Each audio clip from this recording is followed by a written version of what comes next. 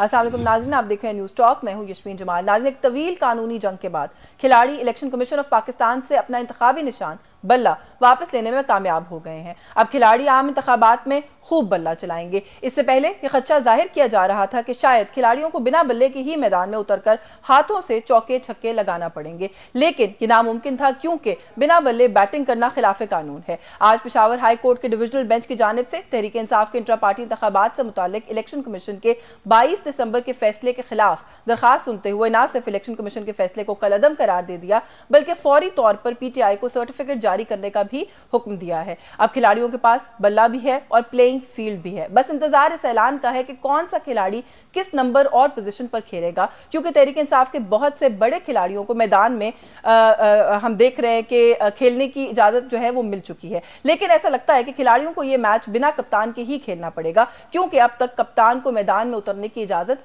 नहीं मिली है और कप्तान ने जिस दरवाजे से भी मैदान में उतरने की कोशिश की है उसे रुकावट का सामना ही करना पड़ा है। आज ही के रोज NA 122 लाहौर और NA 79 मियांवाली यानी जो बानी PTI के आबाई हल्के से कागजात नामजदगी हैं वो मुस्तरद हो गए हैं। मुस्तरद होने के खिलाफ इलेक्शन ट्राइब्यूनल की जाने वाली अपीलें जो हैं वो भी हम देख रहे हैं कि मुस्तरद कर दी गई हैं। इसके अलावा साने 9 मई से मुतालिक 12 मुख्तलिफ मुकदमात में बानी PTI की गिरफ्तारी भी डाल दी गई है। यानी एक तरफ कप्तान को खेलने का इजाजतनामा नहीं मिल रहा तो दूसरी जानिब कप्तान को मैदान में अपने खिलाड़ियों को मशवरा देने और उनकी परफॉर्मेंस देखने से रोकने का भी पूरा बंदोबस्त किया जा रहा है। जहां एक तरफ यह हालात हैं, वहीं दूसरी तरफ एक ऐसी जमात भी है जिसके कायद के लिए इंतखाबात में हिस्सा लेने के ना सिर्फ ताहयात नाअहली का खात्मा कर दिया गया है, बल्कि वज़ीर आज़म के मसनद पर बराजमान करने के लिए पूरी सेज सजा दी गई है। हमने देखा कि उनको ना सिर्फ कबल अज़ वक्त मैदान में उतरने की इजाजत मिली, बल्कि पिच भी उनके हिसाब और मंशा से हम देख रहे हैं, ऐसा लगता है कि तैयार कर दी गई है। आज के प्रोग्राम में इन सभी इशूज़ पर बात करेंगे। जी, प्रोग्राम में हमारे साथ मौजूद हैं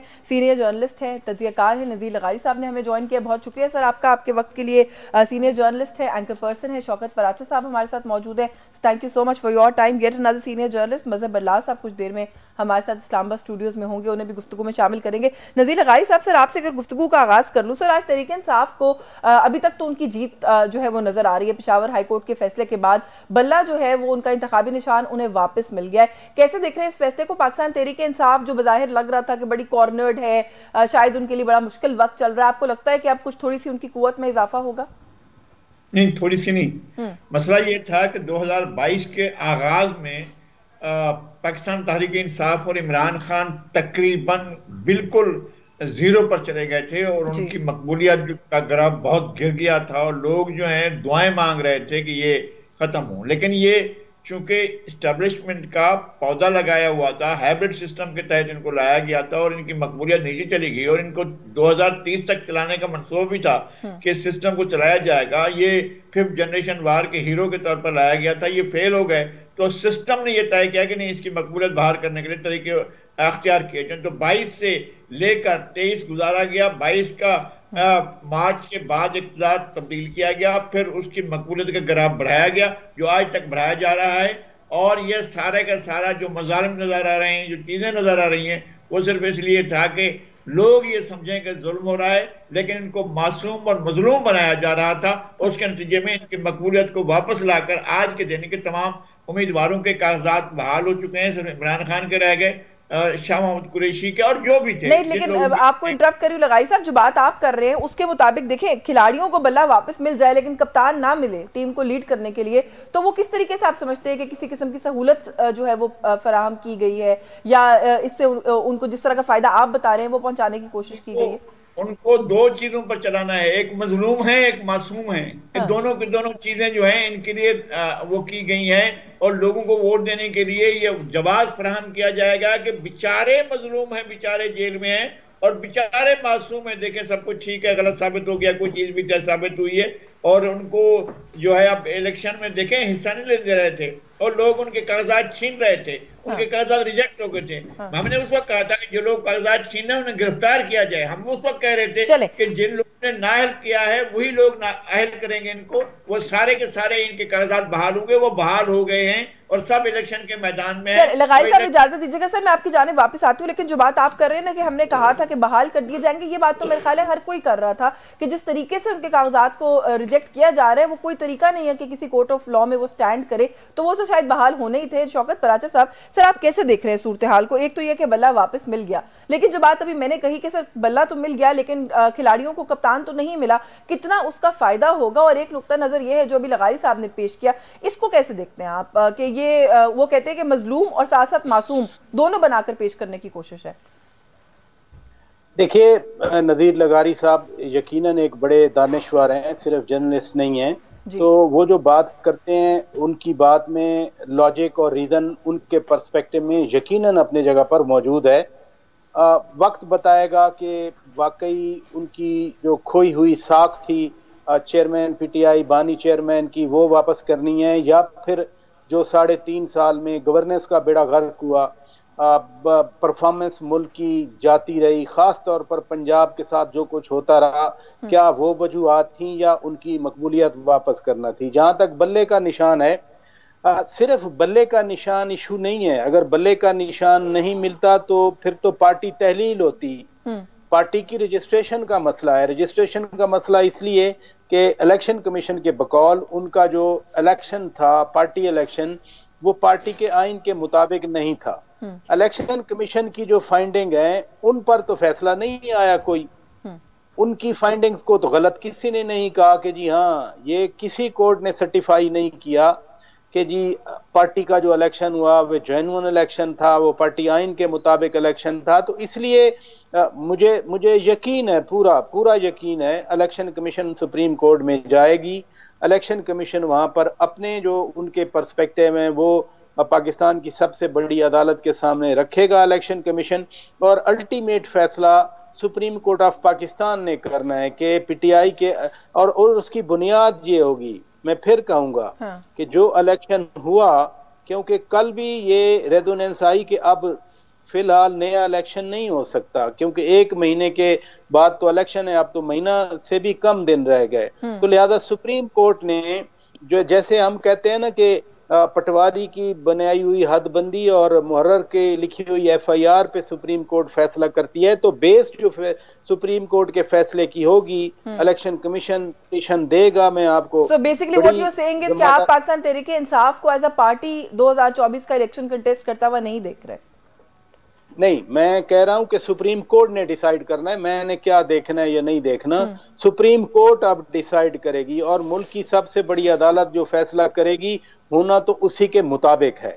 अगर सुप्रीम कोर्ट समझती है कि पीटीआई के इलेक्शन जेन्युइन थे, उनके चीफ इलेक्शन कमिश्नर अंसारी साहब की जगह नियाजुल्लाह नियाजी को चीफ इलेक्शन कमिश्नर बनाना दुरुस्त था, फिर कोई चूंकि बकौल बैरिस्टर गौहर खान के कोई अपोजिशन आई नहीं पार्टी के अंदर से, तो वो जो नॉमिने थे बानी चेयरमैन के वो बन गए पीटीआई के चेयरमैन। तो ये चीजें सारी सुप्रीम कोर्ट ने देखनी है।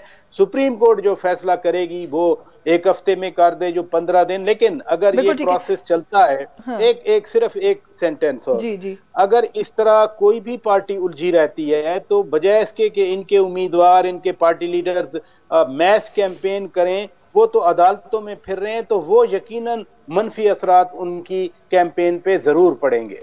बिल्कुल ठीक है, लेकिन ये जो बात अभी आप करेंगे भी, I think it's a debate for another day कि इस मुल्क के अंदर कितनी सियासी जमातें हैं जिनके इंट्रा पार्टी इलेक्शन जो है वो बिल्कुल जो एक गिवन एसओपी है उसके तहत होते।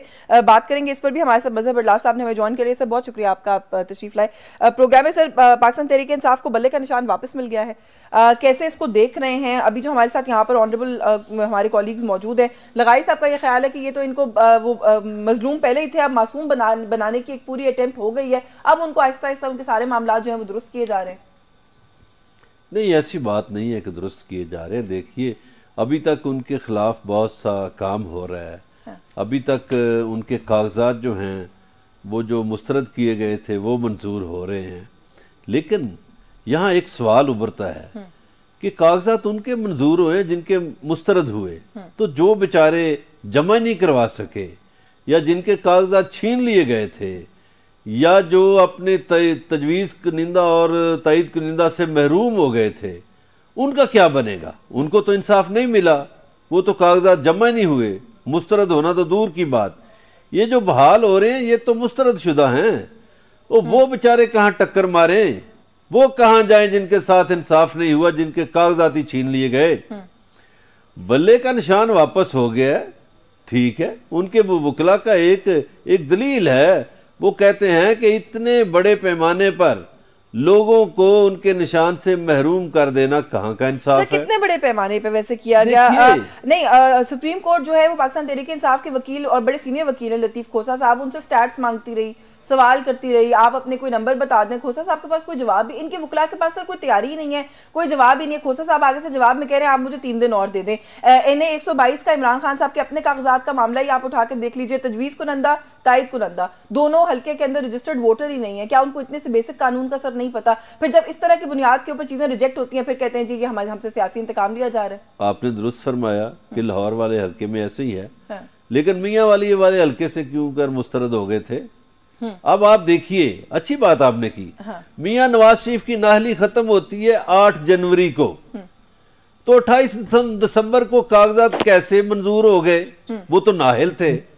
29 दिसंबर को कैसे मंजूर हो गए? वो तो नाहिल थे। तो नाहली खत्म हो रही है 8 जनवरी को। 8 जनवरी के बाद जो कागज आएंगे उन पे वो अहल होंगे।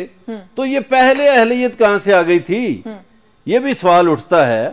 सर आपका भी बड़ा अच्छा सवाल है। पाकिस्तान तहरीक इंसाफ की तो आजकल पूरी जमात ही वकला पर मबनी है। सर क्यों नहीं इस तरह के इश्यूज को जाके उठाते? किसी रेलेवेंट कोर्ट पे क्यों नहीं जाते, बल्कि अपने भी जो मसले हैं, Lahore high court, Peshawar high court, supreme court यहाँ पर है, इस्लामाबाद हाई कोर्ट यहाँ पर है, बस यहाँ से फरार का कोई तरीका उन्होंने जो है वो हम देख रहे हैं कि उठाया हुआ है। देखिए ये उनके वकला का मसला है, उनकी पार्टी नहीं, लेकिन मियां साहब सर एज अ मुखालिफ आपको नहीं लगता ये बात जो आपने अभी पॉइंट रेज किया जाना चाहिए? हालांकि हम तो वकील नहीं है, लेकिन हमें बहुत सी बातों का पता है। हम वकला को बताते हैं कि इस तरह करो।